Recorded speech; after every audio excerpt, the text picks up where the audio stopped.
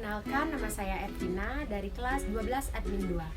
Di sini saya akan menceritakan sebuah cerita rakyat yang berjudul Timun Emas. Dikisahkan hiduplah seorang janda tua yang bernama Sarni.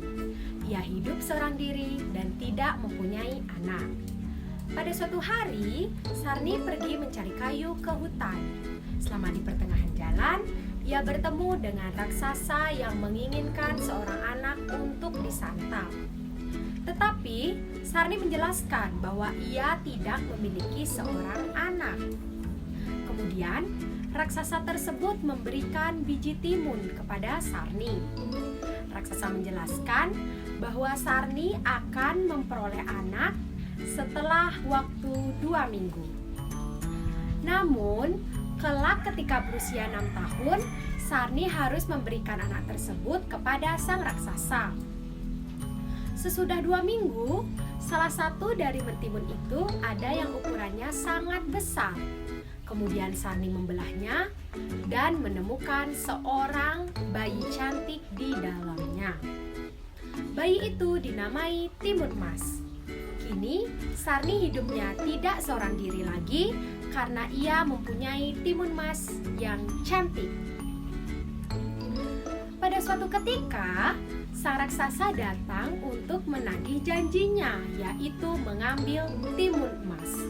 Kala itu, Sarni mengatakan untuk menundanya saja.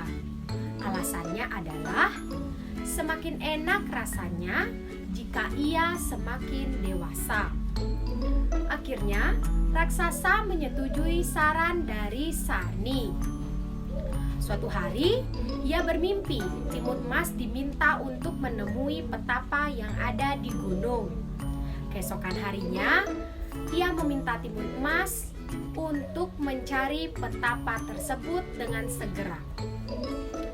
Sesudah timun emas menceritakan kejadiannya sebenarnya, petapa memberikan 4 buah bungkusan kecil.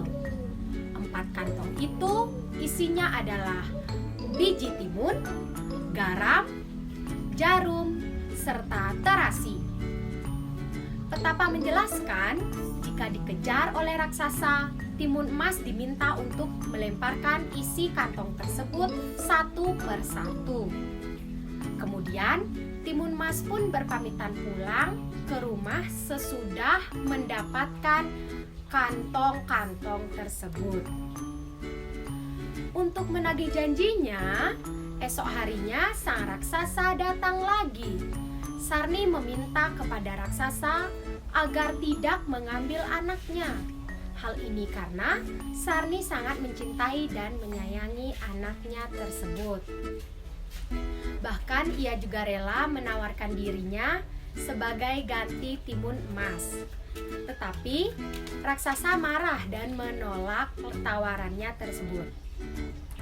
Timun emas kemudian keluar dan menantang raksasa karena merasa tidak tega melihat Sarni diperlakukan seperti demikian. Raksasa pun mengejar timun emas. Pada lemparan pertama, timun emas melempar isi kantong biji timun. Raksasa mampu melewati tanaman timun yang melilit pada tubuhnya dan tetap bisa mengejar timun emas. Lemparan yang kedua berupa jarum. Seketika tumbuhlah pohon bambu yang tinggi serta tajam. Walaupun kaki raksasa berdarah, namun tetap saja bisa mengejarnya. Lemparan ketiga, timun emas menabur garam. Seketika muncul lautan dan lagi-lagi raksasa bisa melewati lautan tersebut dengan mudah.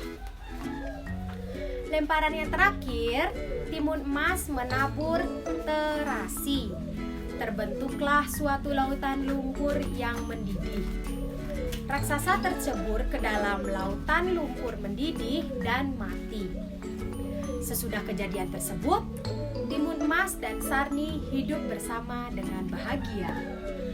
Sekian cerita dari saya. Jika ada salah kata, mohon dimaafkan. Terima kasih.